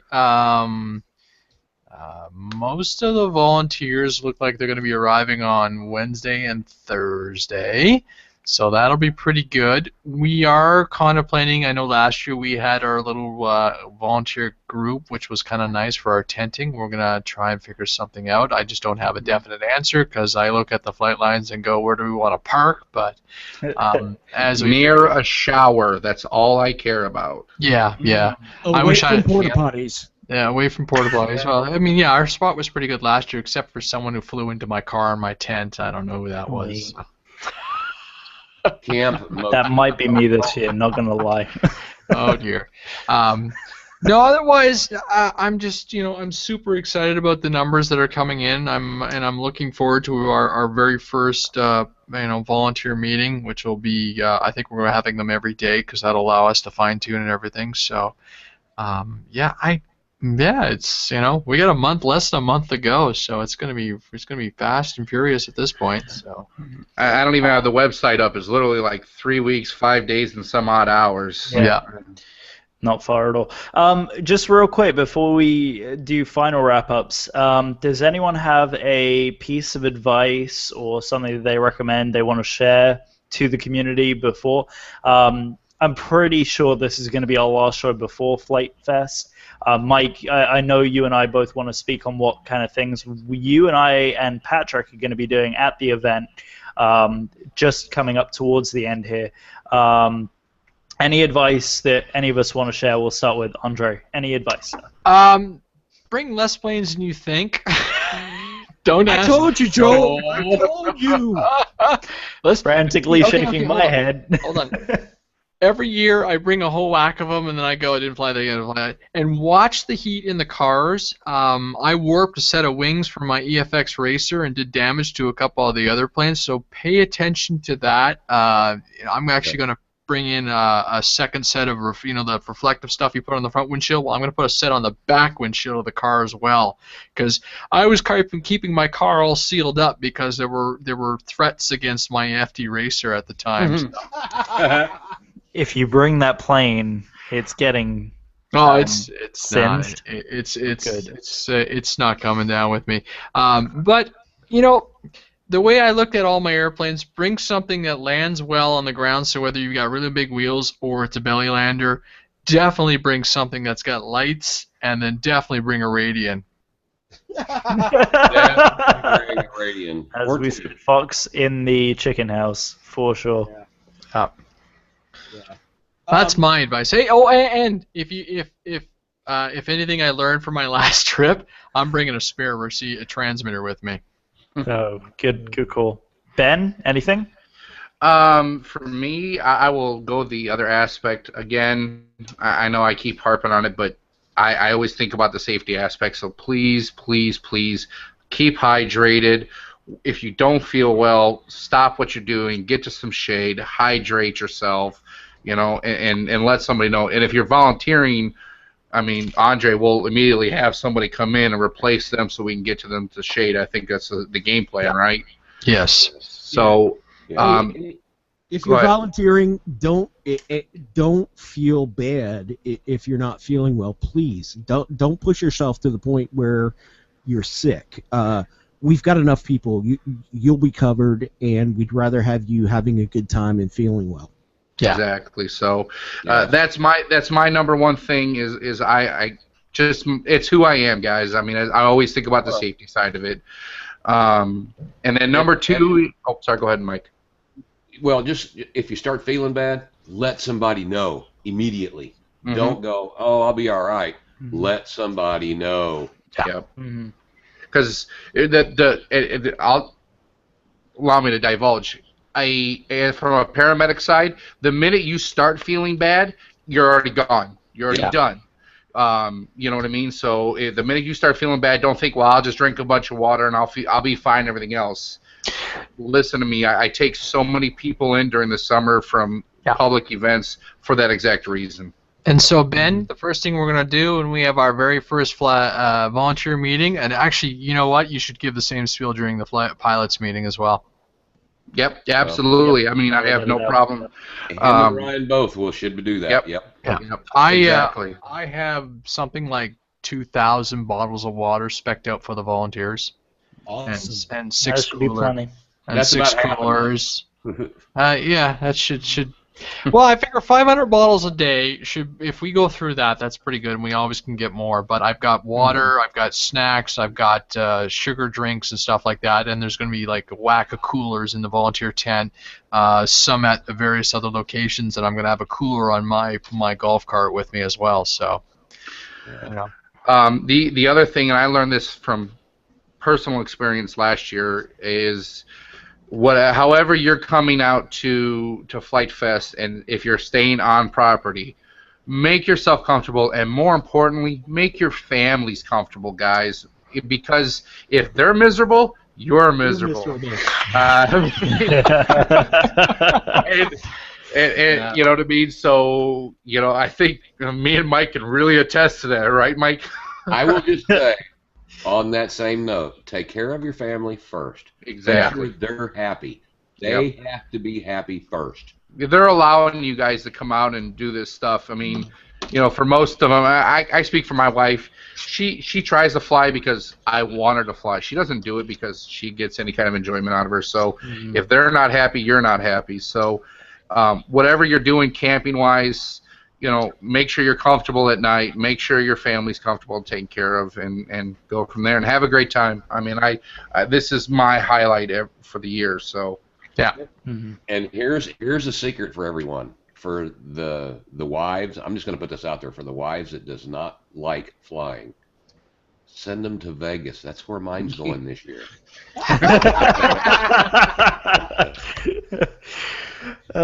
Patrick, any words of wisdom to share? I have no wisdom, but I do want to say this. I cannot believe that Fred Provost is not going to be at Flight Fest this year. I'm going to see We're all what I set. can do to steal him. I'm going to try. good Yeah, luck. No really. promises. Somebody needs to abduct him. Literally. My heart is broken. Yeah. I miss you, Fred. You make We me miss cry. you, Fred. Yeah, absolutely. Mikey, you got anything? The only thing I can say is come out with a great attitude and look to make friends. This thing, I'm telling you, I've got the best friends I've ever had in my life because of this community, and I will not. I can't even stress it enough. I mean, meet people, say hi. If you don't know them, go up and meet them. I'm telling you, the people in this community are just incredible.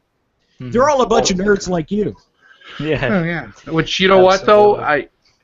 To caveat of that, what did Dan Cruz say at the last podcast? If you don't come out and meet friends and talk to people and have a great time, you might as well stay home at your home field because Yeah. You will be engaged until your voice is gone. Gone. Yes. We may not have the show for a couple of weeks after, or it will be follow-up from Flight Fest, because we're all going to have no voices by the end of the thing.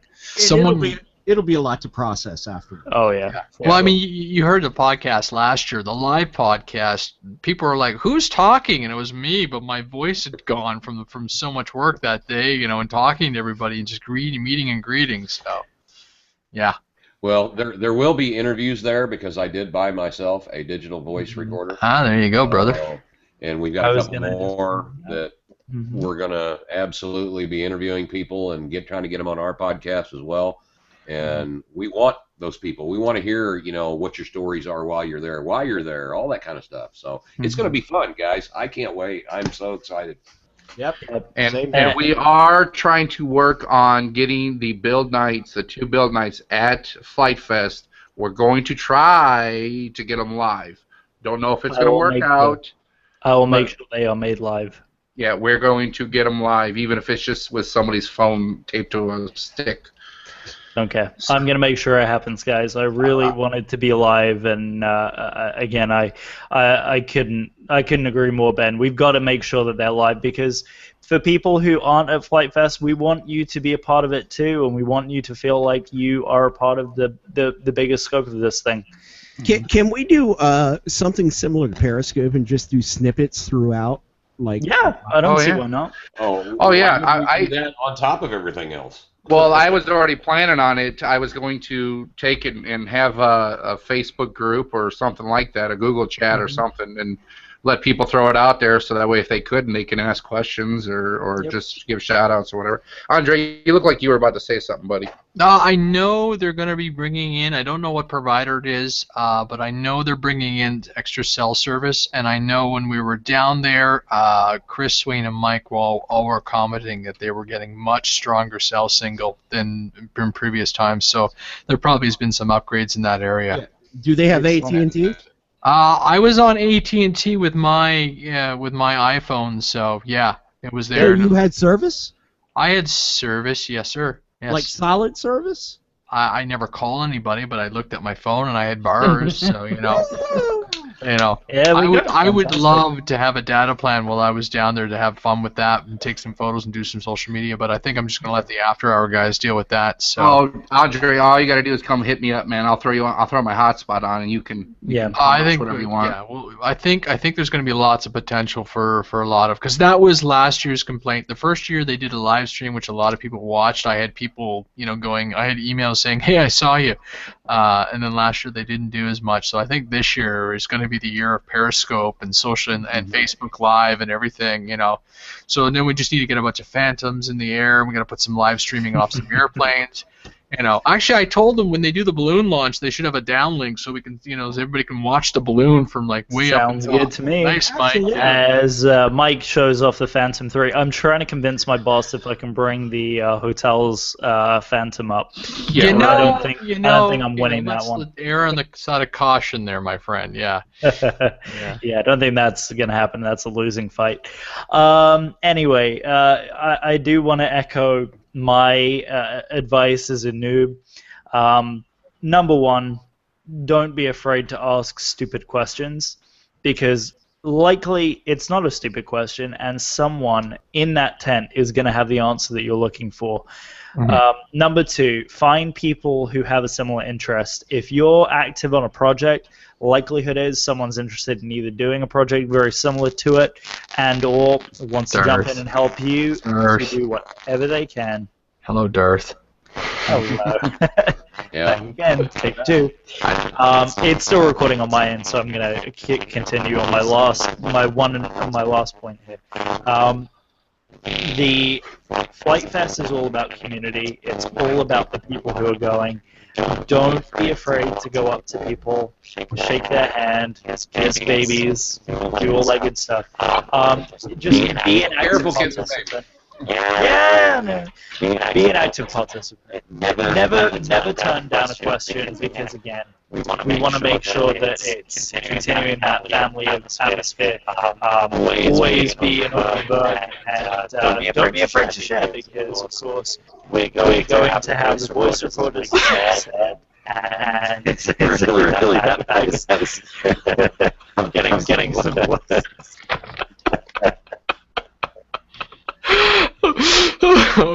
Oh, man. Luke, man, I apologize. That was say, Ben. Oh. So, at another point, real crash, Joel. All right, 2 years running now, I've had 2 major crashes at Flight Fest. 2 spectacular crashes. So, you know, whatever plane you love the most, it's gonna go in hard. Someone else continue because I can't speak until this thing's done. That's enough. I think on that note, we actually ought to go ahead and wrap it up. I mean, we're right at 10 o'clock on Eastern time, so Yep. we need to do it. I Andre, self-charge batteries. Yes, sir. thank you very much for coming on, bud. Thank you for also being the new volunteer coordinator. Thank you so You're much. not- Dude. Yeah, you're not Fred, but you'll do. How's that? Wow.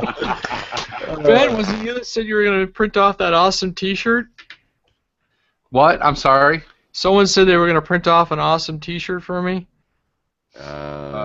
It wasn't me, but I can print you something if you want. Oh, someone was. Maybe it was. I don't know who it was in the last podcast, but someone was laughing during the build night. Was talking about. I don't know. It was some awesome T-shirt. Anyhow, yes. Thank you guys. I wouldn't have done it. Like I said, when I was asked, I wouldn't have done it.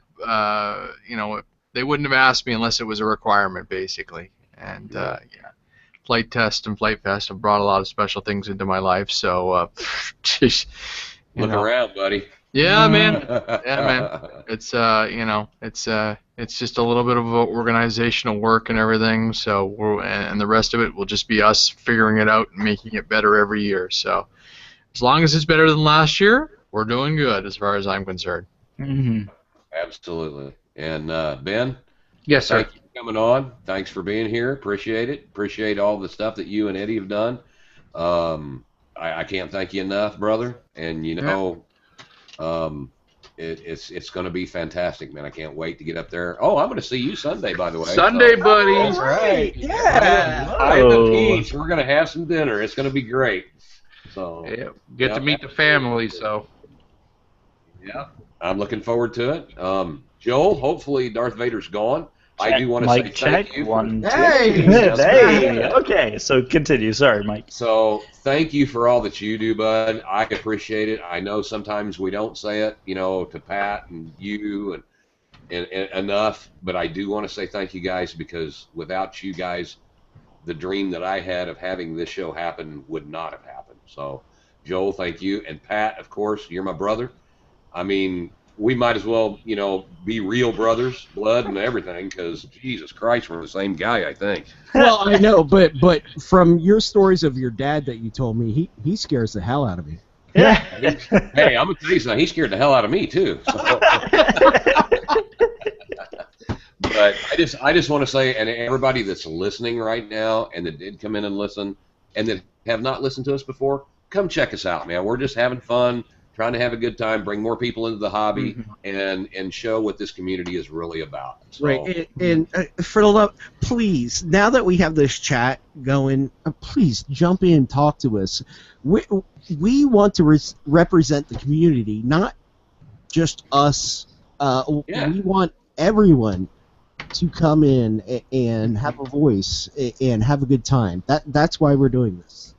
And speaking of the chat that Pat is talking about, you guys can now find us officially on our live website. So basically what it is we have our YouTube stream as normal, and then right below that, next to our Facebook little tab where you can like us and follow what we're doing, you can find a little chat window, and then that chat window you can live chat along with the guest hosts and the hosts who are following along. Ask questions, communicate with each other, as Adam and Spawns and Ryan and whoever else is chiming away in that chat is It's doing right now. pterodactyl. Yeah, I can see that. Josh, Asbjorn, Kind of see who else. Everyone else who has either been in the chat or joined us tonight, thank you. You guys can find us. We are looking to get a brand new URL, and we will share that as soon as it comes out. We'll let the flight test guys know what that is. Right now, the temporary URL is my name, Joel Cannon, all one word, JOELCANNON, .wix, wix.com/FT Community Podcast. You can find us on that site. You can find us in the podcast section of the Flight Test website, where we are now posting all of our show notes, as well as the show notes from this show will be there, including all the questions and all of the highlights from the show. Again, thank you so much, Andre and Ben, for joining us, and of course Austin, who I know is probably re-listening through the show. Austin, thank you so much for being a guest host with us. We cannot wait to see you again. Mike, do you want to send us out, buddy? Yeah, sure. Guys, again, thanks a lot. Appreciate it. This is episode 13, all about Flight Fest 2016. Thanks for listening, and have a great, great night, day. And for all the fathers out there, Happy Father's Day. Happy Father's Day. Appreciate it. See you in a month, guys.